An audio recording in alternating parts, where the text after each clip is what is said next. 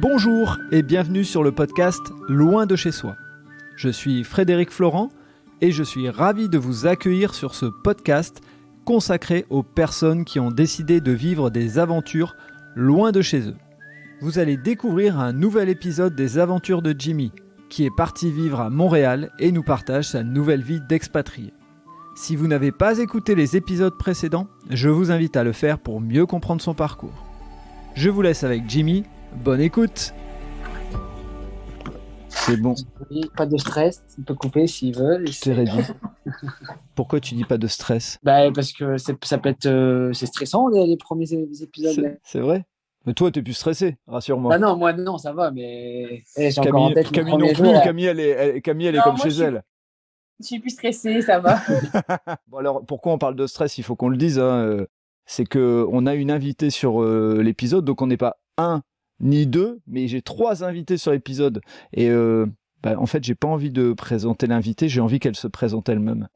Bonjour, moi c'est Mathilde et je suis la sœur jumelle de Camille et je suis arrivée il y a 4 mois. D'accord, donc on va juste faire le lien tout de suite pour que les gens, si jamais ils se disent mon Dieu, mais qui est Camille, mais qui est la sœur jumelle ? Il faut remonter à l'épisode 10 de Jimmy, où Camille et Clément, donc les amis de Jimmy, se sont présentés, et épisode dans lequel effectivement Camille disait je pense que ma sœur va me rejoindre. Voilà, donc c'est chose faite. Donc Mathilde, tu es arrivée il y a 4 mois, donc tu es arrivée en plein dans l'hiver canadien, c'est ça ? Oui, on est descendu de l'avion, il faisait -30. Waouh. À peu près. Bon ça c'est le choc thermique, ça c'est le vrai, il y a pas mieux, c'est pas possible. Là on a su qu'on était arrivé au Canada, là c'était bon. C'est clair. Et est-ce que, petite question avant que tu nous dises qui tu es, etc., et de nous parler un peu de ton parcours, est-ce qui t'a amené à venir au Canada ? Mais est-ce que tu avais le matériel nécessaire pour assurer une bonne descente d'avion et ne pas être gelé complètement ? Non, pas du tout. Donc surtout, Camille et Clément, ils sont arrivés peut-être 10 minutes après qu'on soit descendus.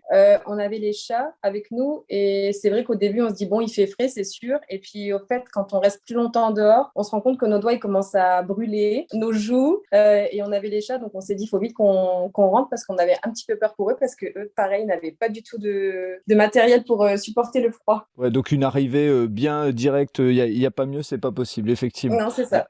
Alors, on est rentré dans le vif du sujet, mais l'idée c'est, est-ce que tu peux nous dire quel est un peu ton parcours pour qu'on comprenne qui tu es et surtout, puisque c'est le principe de ce podcast, nous expliquer ce qui t'a motivé à dire je franchis le pas et je viens vivre une partie de ma vie au Canada et peut-être l'ensemble de ta vie, ça c'est autre chose. Mais voilà, déjà, qu'est-ce qui t'a poussé à venir en PVT au Canada ? Mais déjà, c'est le fait que ma sœur soit partie avec Clément. Forcément, ça donne envie quand on voit tous les paysages, tout ce qu'ils sont en train de vivre, des choses qu'on ne connaît pas. Après, au niveau de mon parcours, c'est exactement le même que Camille.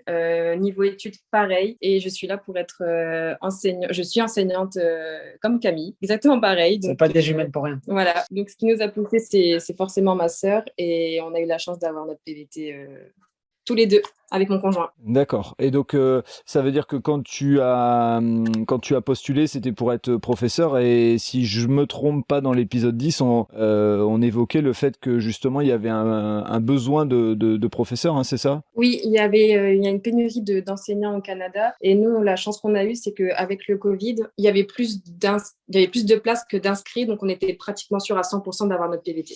Ouais, toi, tu étais encore à la fin de Ouais. La période où moi je suis arrivé, où il fallait obligatoirement la promesse d'embauche pour être tiré au sort. Elle a été tirée au sort aussi dans cette année-là, mais elle est venue plus tard parce que elle avait plus de contraintes à faire en France avant de venir, que moi j'étais chez ma sœur, donc c'était assez simple. Mais ouais, c'est ça. Donc elle a eu la chance aussi parce que maintenant les bassins c'est revenu au système d'avant où t'es inscrit, c'est tirage au sort, il n'y a pas de promesse d'embauche, c'est rien, c'est le pur hasard quoi. Donc elle a de la chance aussi de ce côté-là. Donc ça veut dire que entre guillemets, si on projette pour des gens qui nous écouteraient, même s'il y a une pénurie de professeurs aujourd'hui, c'est tirage au sort. Donc même si on est professeur et qu'on pourrait les aider à régler ce problème de pénurie, ça change rien, c'est ça ? Là, c'est Camille qui parle, mais je le précise pour les auditeurs et auditrices. Non, en fait, là, c'est juste pour le PVT où c'est redevenu en tirage au sort, mais dans les corps de métier où il y a des manques, où c'est en pénurie, il y a d'autres possibilités de pouvoir rejoindre le Canada.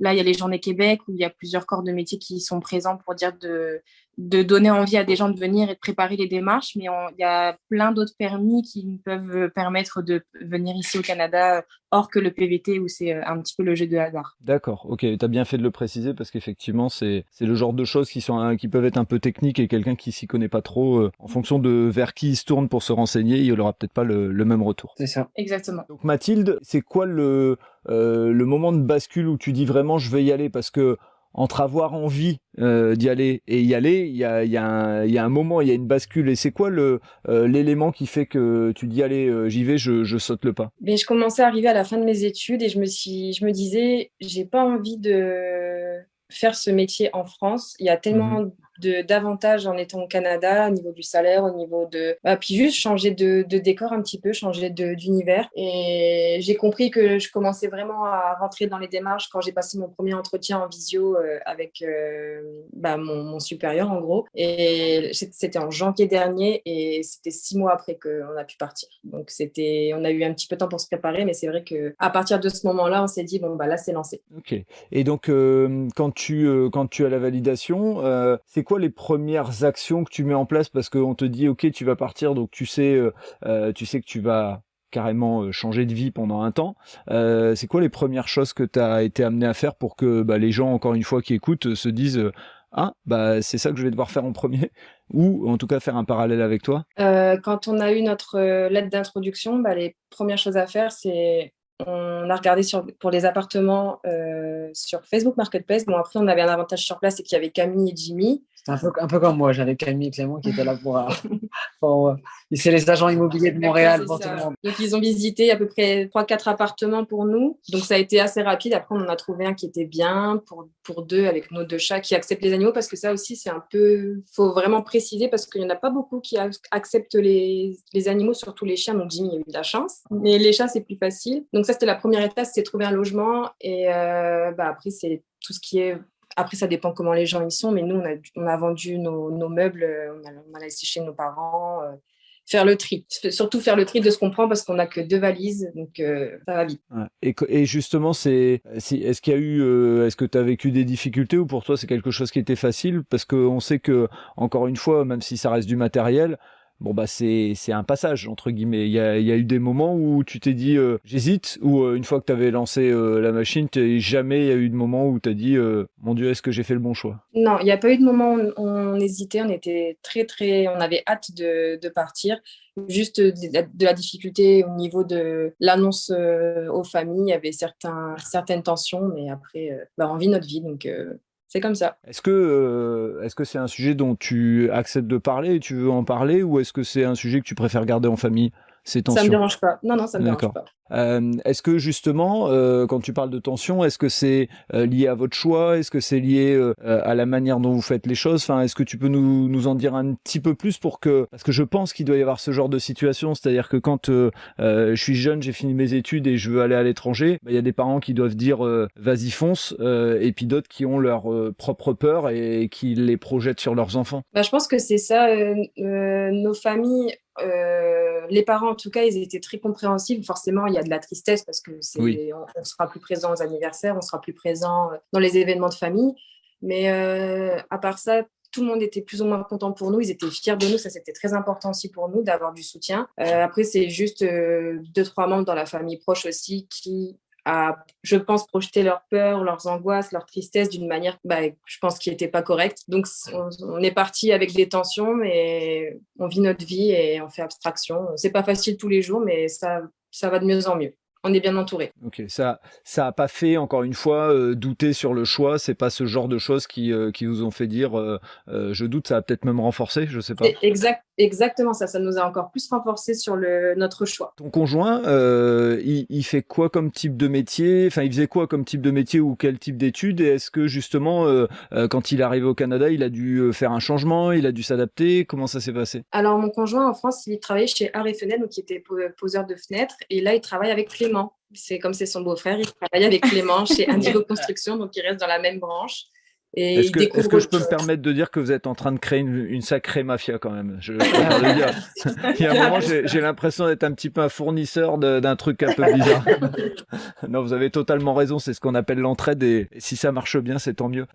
Donc ça veut dire qu'il a est-ce qu'il a changé de métier ou il s'est juste adapté et ça lui va comme ça? Je pense il s'est adapté parce qu'il y a forcément le France-Canada, c'est pas la même chose, c'est pas les mêmes outils, c'est pas les mêmes mesures, donc il s'adapte, mais ça reste dans le bâtiment. Donc c'est plutôt facile pour lui aussi. Ok, d'accord. Et d'un point de vue acculturation, vous avez un peu une particularité, enfin, en tout cas par rapport à ce qu'on a beaucoup partagé de Jimmy, c'est que vous êtes arrivé en plein hiver. Donc quand on arrive comme ça en plein hiver, est-ce qu'on s'acculture plus vite? Est-ce qu'on doit s'adapter très très vite? Ou est-ce que justement on se dit, mon Dieu, ça fait un gros écart avec là où on était avant, donc c'est plus long? Forcément, nous, on était émerveillés de voir autant de neige quand on est arrivé, de voir que les bus, les voitures, elles roulent quand même malgré les centimètres sur les routes. Mais à part ça, sincèrement, l'hiver, il s'est plutôt bien passé. Après, on ne l'a pas vécu dès le début. On était déjà au milieu, fin de l'hiver, un petit peu. Ça a été vite. Et donc, ça a été. Après, on ne sortait pas non plus énormément. Comme on venait de découvrir, il fallait qu'on fasse toutes nos démarches. D'ailleurs, j'ai une petite anecdote sur mes démarches. À cause de ma sœur jumelle. C'est pas vraiment à cause de moi. Non, c'est pas vraiment à cause de toi, mais le fait qu'on soit jumelles, ça m'a empêché d'avoir mon numéro d'assurance sociale tout de suite, qui est indispensable pour être payé, pour avoir le droit de travailler. Parce que dans les services informatiques, ils trouvaient que Camille et moi, ils me trouvaient pas. Donc, j'ai dû attendre, je pense, 1 mois et demi avant d'être payée en arrivant ici. Non, mais remets en contexte, c'est parce qu'au début, quand je suis arrivée dans les bureaux du Service Canada, on nous pose la question si on a des frères et sœurs jumelles. Donc, moi, je suis absolument certaine d'avoir notifié que j'avais une sœur jumelle, parce que pour moi, c'est un peu une fierté. Puis le fait que je sois en plus un peu éloignée d'elle, tout ça, dès que je peux parler d'elle, je le faisais. Donc là, j'ai dit, oui, j'ai une sœur jumelle. Et puis, en fait, je sais pas ce qui s'est passé. Ils ont peut-être pas cliqué sur le bon bouton, mais ils ont pas enregistré que j'avais une sœur jumelle. Et quand ils s'en sont rendus compte, quand Mathilde est arrivée, ça a bloqué les systèmes. Donc, elle a pas pu avoir sa petite paye tout de suite. Ok, bon, je vois qu'il y a la complexité administrative. C'est pas que en France non plus quand même. Hein, voilà. Non, absolument pas. Ok, bon, c'est l'être humain qui se complexifie la vie, quoi, tout simplement. Ok, donc oui, et donc j'imagine que cet élément-là crée un petit, je vais pas dire une tension, mais en tout cas un petit stress pour toi par rapport au fait de dire financièrement, est-ce que tu avais prévu un matelas permettant de faire face à ça ou tu as dû faire appel à de l'aide extérieure? Non, on avait des économies de côté, mais c'est juste que si j'obtenais pas mon AS, j'avais aucun intérêt à rester au Canada parce que je pouvais pas être payée. Juste, j'allais dépenser tout mon argent pour profiter, etc. Mais c'était pas le but non plus de ma venue ici. Ok, donc t'es resté quand même optimiste ou il y a pareil, encore une fois, ce moment où tu t'es dit je dois faire appel à quelqu'un ou peut-être j'évalue le fait de devoir repartir? J'ai eu peur quand même pendant plusieurs jours parce que l'agent d'immigration, il savait pas trop me dire. Il disait que ça pouvait être refusé, que ça pouvait prendre plusieurs mois. Donc, je me suis dit, je fais comment parce que je ne travaille pas, j'ai un emploi qui m'attend, je peux pas. Donc, j'ai quand même commencé à travailler un peu dans l'illégalité, mais j'avais quand même demandé l'autorisation à mon employeur si je pouvais. Il m'a dit qu'avec la Covid, il y avait souvent des retards pour obtenir le numéro, donc ça se faisait. Mais après, heureusement, ça s'est vite régularisé, donc j'étais contente. Ouais, donc tu as eu quand même un message, on va dire, pessimiste qui fait qu'effectivement, tu pouvais te poser la question de qu'est-ce que ça allait donner pour la suite. Ouais, exactement. Ok. Et donc depuis que tu as obtenu ce NAS et qui te permet donc d'être payé et de travailler, c'est quoi tes premières découvertes? Est-ce qu'elles sont similaires à celles de ta sœur? Est-ce qu'elles sont un peu différentes par rapport notamment au travail et à la manière de travailler avec les enfants? Moi, je suis plutôt contente de mon expérience pour l'instant. Après, c'est juste que le Québec est reconnu pour avoir des systèmes un peu positifs. C'est surtout dans l'évaluation positive pour les enfants, etc. Donc ça, c'est vrai que j'avais hâte de le découvrir. Mais moi, je travaille à Montréal-Nord et c'est vrai que les élèves, ils sont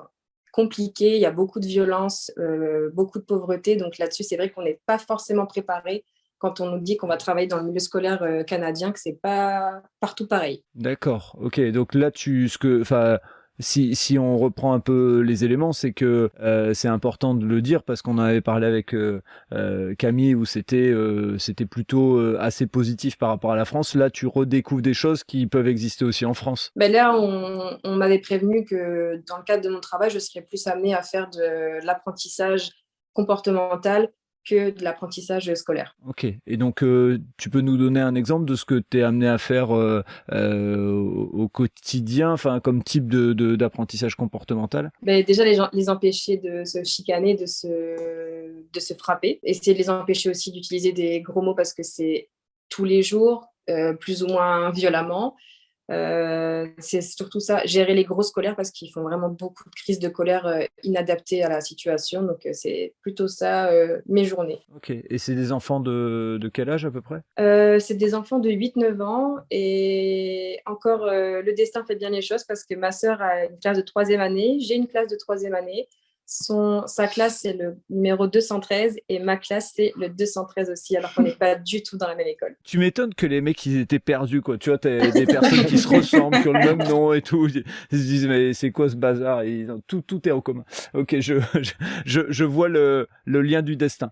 Et donc, au niveau boulot, toi, c'est un peu tu le décrirais comment? C'est un peu une déception? Je vais m'adapter. De toute façon, en France, ça aurait été difficile aussi. Comment tu le vois? Pas vraiment une déception, c'est juste que j'attends de voir ce qui m'attend parce que quand je vois les élèves de Camille, ses collègues, son environnement de classe, ça me donne envie, j'ai hâte. C'est juste que peut-être que moi, je suis tombée sur une école plus compliquée que celle de ma sœur, mais j'ai hâte de découvrir les autres écoles, les autres enfants, parce qu'ils ne sont heureusement pas tous comme ceux que j'ai actuellement. D'accord, donc ton objectif, c'est là, tu finis l'année, je suppose, et peut-être tu peux postuler dans d'autres écoles, c'est ça? C'est ça, on attend d'avoir les postes à distribution de contrats plutôt d'ici un mois, je pense. Et d'un point de vue collègues et autres, parce qu'on a eu les feedbacks de Jimmy, on a eu les feedbacks de Camille, toi, comment tu te situes? Quelles sont tes découvertes par rapport à tes collègues? Peut-être que tu as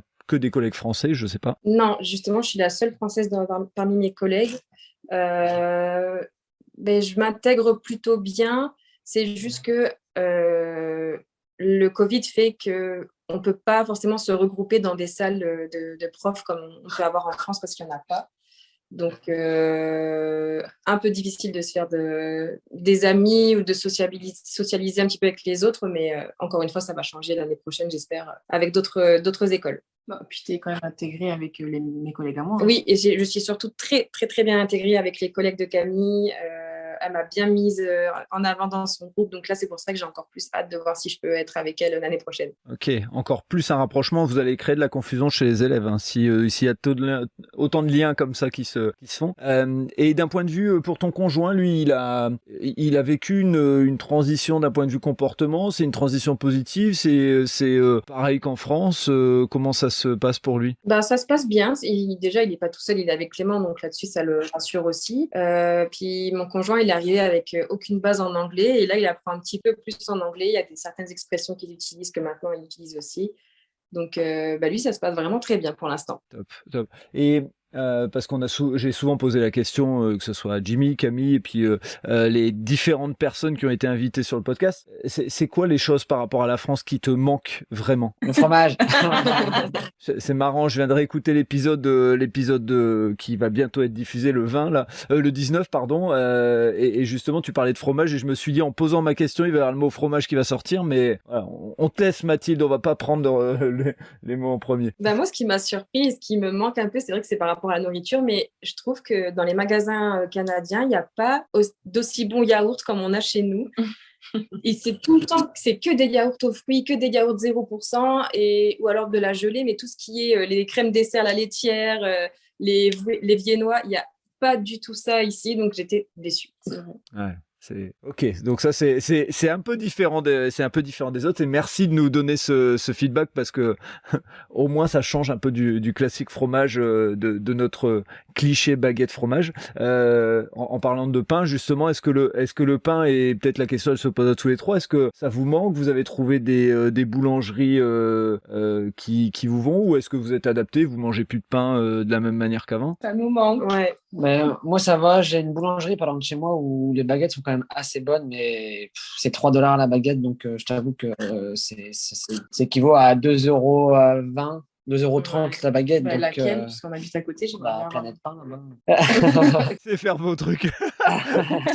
Du coup, j'en prends une de temps en temps, mais je t'avoue que c'est comme partout aussi, c'est que le coût de la vie post-Covid et post-guerre en Ukraine, là, il a bien augmenté et ouais, c'est un niveau de vie qui est différent encore. Justement, Mathilde, toi qui viens d'arriver, tu sens vraiment un gros écart par rapport à ce que tu vivais en France? En France, j'avais pas de travail encore. Juste, je terminais mes études. Donc là, je découvre ce que c'est que d'être payé toutes les 2 semaines par rapport à la France. C'est pas tous les mois, c'est toutes les 2 semaines. Donc j'apprécie mon niveau de vie en ce moment. Donc je t'avoue que je regarde pas spécialement. Je découvre ce que c'est que d'avoir un salaire et que de pouvoir me payer mes propres choses. Ouais, choisir et faire tes propres choix. C'est ça.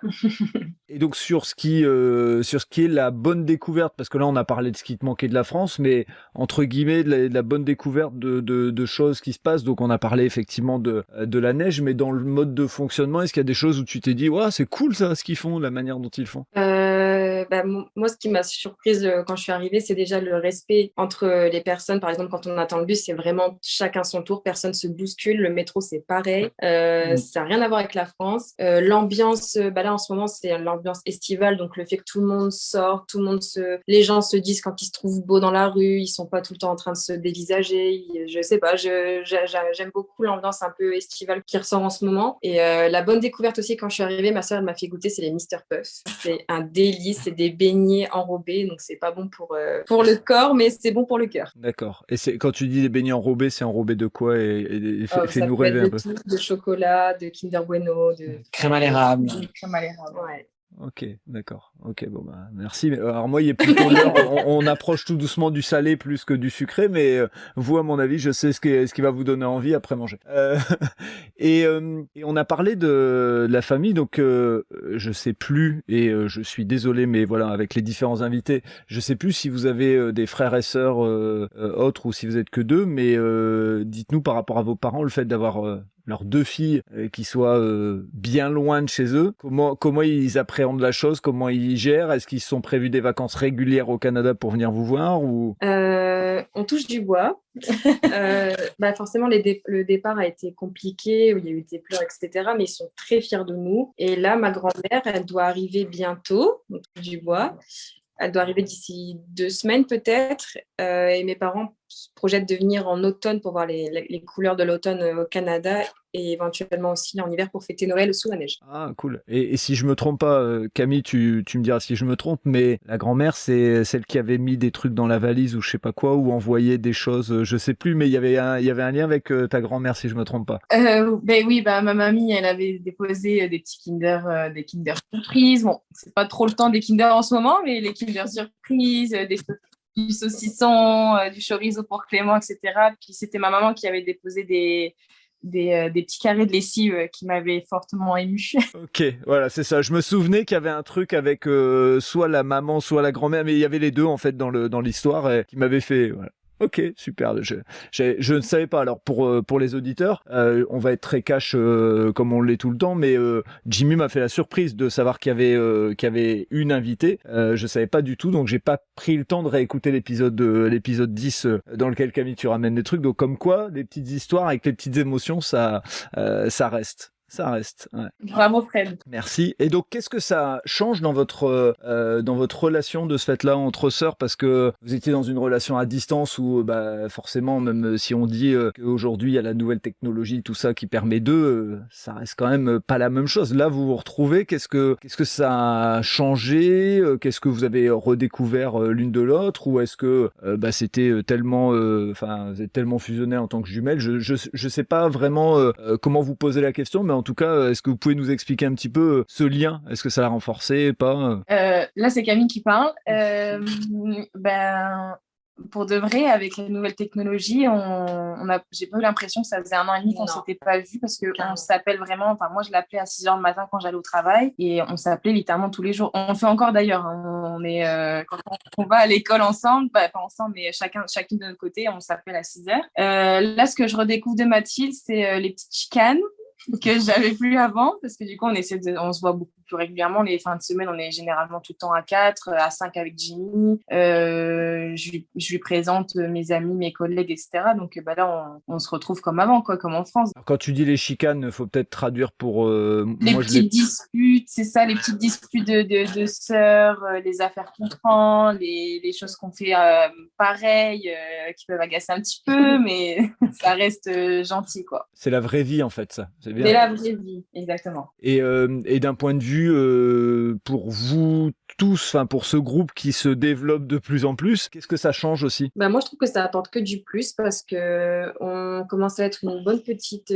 gang, comme on dit ici, d'amis. On a des amis qui ont aussi un chien comme Jimmy, donc on sort faire des randonnées. On part à Toronto. On part à Toronto. On a fait Toronto. Justement. Ça fait partie de super transition. Alors là, je vous dis bravo.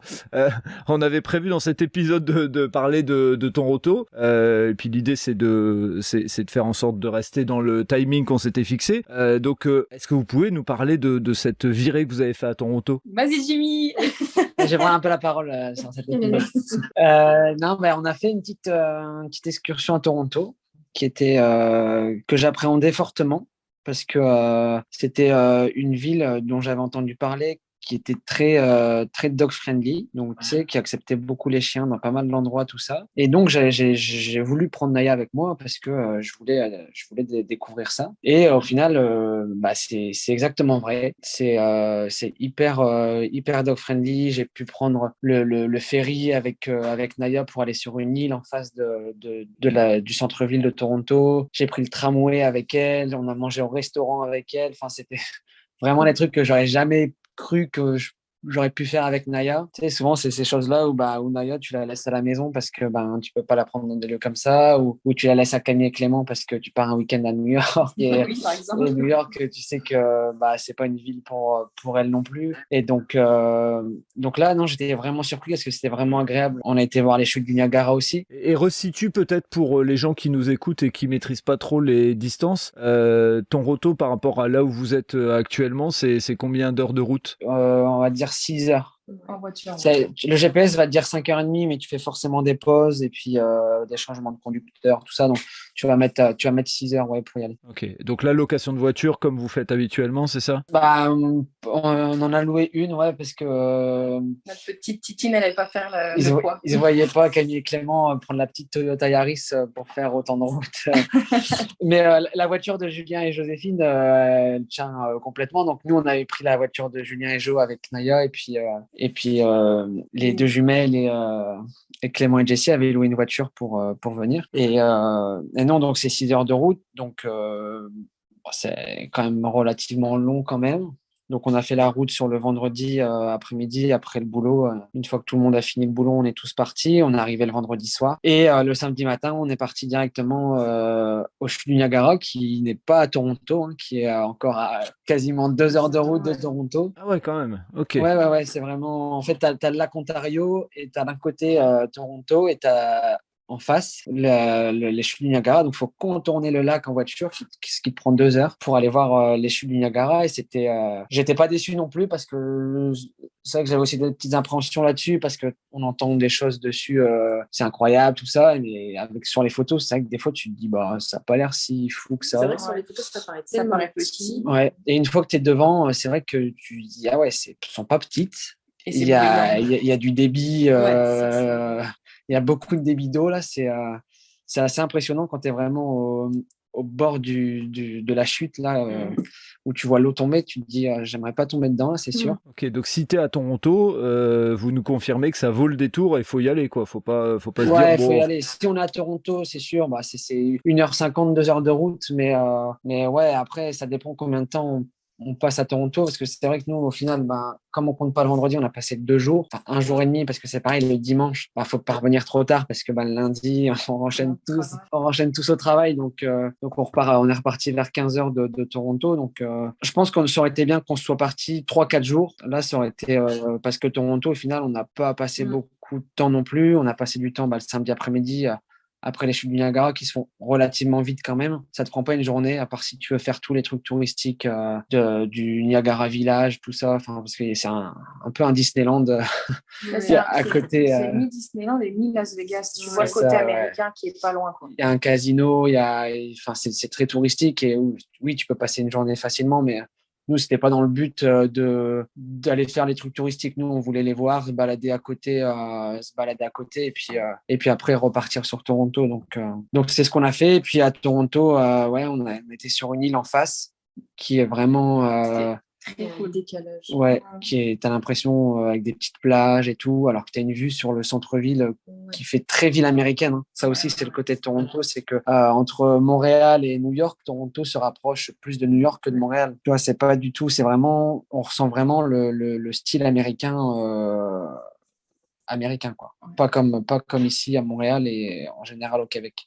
Où on le ressent, mais beaucoup moins. Déjà, il y a l'anglais aussi. Beaucoup moins, oui. Après, c'est l'anglais. Ça parle anglais, là. Puis c'est vraiment la frontière avec les États-Unis. Donc, il y a une vision plus américaine que canadienne presque par moment. C'est ça, c'est ça. Et puis même, c'est le downtown, le centre-ville, il y a un mini Times Square, tu sais, avec tous les écrans géants, en plus petit que Times Square, mais qui fait Times Square. Donc, c'est vrai, c'est une ville, c'est un mini New York. D'accord. Et en pratico-pratique, pardon, vous vous êtes logé comment? Parce que si des gens sont comme vous, vivent à Montréal, est-ce que vous avez eu un truc particulier ou c'était hôtel classique ou vous avez trouvé un truc, un Airbnb Comme d'hab, on passe plus souvent sur des Airbnb. Bon, devenez plus. Je t'avoue que je le raconterai sûrement dans un autre épisode. Parce que j'ai plein d'anecdotes. Pas de problème, on se note.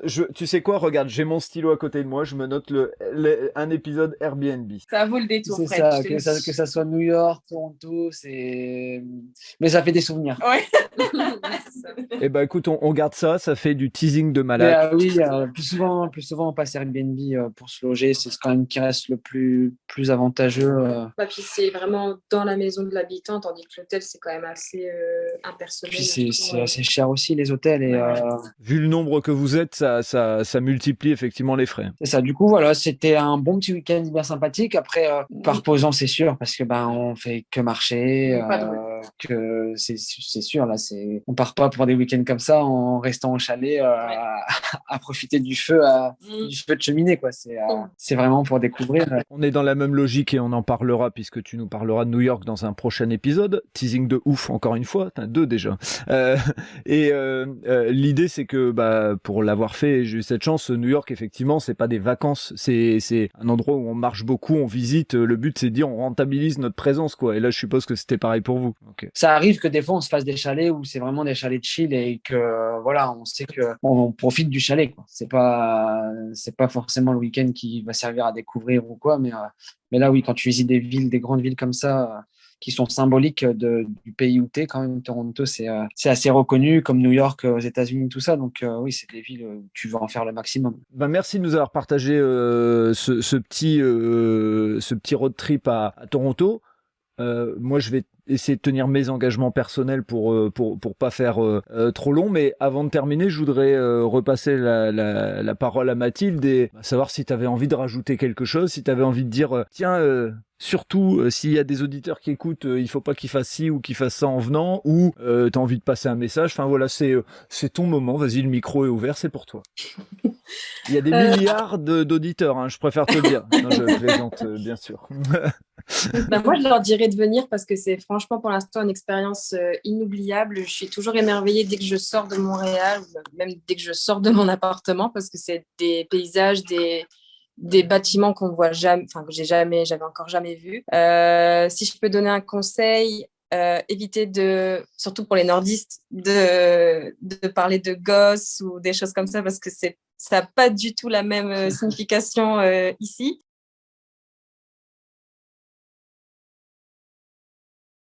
Mais par exemple, pour nous, les gosses, c'est les enfants et pour eux, c'est les organes reproducteurs de l'homme. Voilà. Pour éviter que tu mettes des bips dans le podcast. Oui, on est d'accord. Vaut mieux pour éviter que l'épisode soit censuré avec l'intelligence artificielle. Ok. Ah d'accord, oui. Donc forcément, c'est bien de C'est bien de le savoir. Donc, amis ch'tis, si vous écoutez cet épisode, si vous partez à Montréal, surtout, n'appelez pas les gosses. Ou vous les appelez, mais c'est parce que vous avez bien compris à quoi, ce que ça signifiait. C'est ça. Et il y a d'autres trucs comme ça, t'as un autre mot que t'as pu prononcer et qui t'a valu un regard un peu bizarre. Bah moi, j'avais été surprise quand on était parti à Port-Neuf. Le premier week-end qu'on est arrivé, j'avais entendu une maman dire à sa fille assis-toi sur tes foufounes, c'est ça? Ouais, les foufounes. Ouais. Sur tes foufounes, c'est les fesses ici, mais pour nous, c'est pas la même chose. Ouais. Oui, on est d'accord. On ne traduira pas non plus pour éviter l'intelligence artificielle et tout machin, mais voilà, ok. Et même hier, ce qu'on a appris avec Cécile, d'être à la dèche. Ouais, mais ça, c'est pareil. C'est que des choses à connotation. Souvent c'est un peu comme tu apprends l'anglais. Souvent, c'est pas les Oui. meilleurs mots que tu apprends d'abord. Oui, on est d'accord. Donc voilà, c'est ça. On l'a tous vécu à un moment ou à un autre. Ah si, moi j'ai une dernière chose à dire. Écœurant, au Canada, c'est positif. J'ai ma directrice qui m'a dit j'étais avec une classe avec une élève handicapée, c'était totalement écœurant. Du coup, moi j'étais surprise et je dis mais comment ça écœurant? Elle dit non, c'était vraiment le fun, c'était vraiment super comme expérience. Écœurant chez nous, c'est vraiment on adore. Donc j'étais surprise aussi. Ah, j'avoue. Ah oui, en fait, quelque part, comme c'est lié au cœur, il peut y avoir les deux sens. Nous, on dit ça nous fait des hauts le cœur, et eux, à mon avis, ça doit dire c'est en lien avec le cœur, quoi, écœurant. Sûrement. Écoute, je pense, mais c'est vrai que sur le coup, c'est surprenant. Ah ouais, j'imagine. En plus, vu le sujet, vu le contexte que tu nous donnes, oui, ça fait un petit peu bizarre. Gros malaise. Je t'ai pas bien compris. Je pense qu'il y a un problème. On ne se capte pas. Je vais faire comme si j'avais compris. D'accord. Eh bien, écoutez, à tous, un grand merci, parce que j'ai passé un bon moment. J'ai pu faire connaissance encore avec une partie du gang, c'est ça? De la gang. De la... Oh, pardon, excusez-moi. Mais Du gang, ça fait un petit peu le Bronx. Mais oui, mais c'est comme moi j'ai dit tout à l'heure que vous étiez en train de faire une petite mafia et tout. Voilà, le lapsus est plutôt bien placé au bon moment, même si c'était pas fait exprès. Donc merci Jimmy pour cette petite surprise. Merci à toi et merci à Mathilde d'avoir accepté de continuer à en faire. Et Mathilde, écoute, profite bien de cet été et comme ta sœur est la bienvenue, tu es aussi la bienvenue sur le podcast. Il y a des moments, si vous avez envie de vous inviter pour raconter un truc, vous êtes les bienvenus. N'importe qui, n'importe qui, non, c'est... Oula, les amis de Jimmy sont les bienvenus sur le podcast, pas n'importe qui. Jimmy, tu sais qu'il y a une limite quand même. Oui, j'allais dire... Ouais. On est dimanche soir, il faut accepter ça.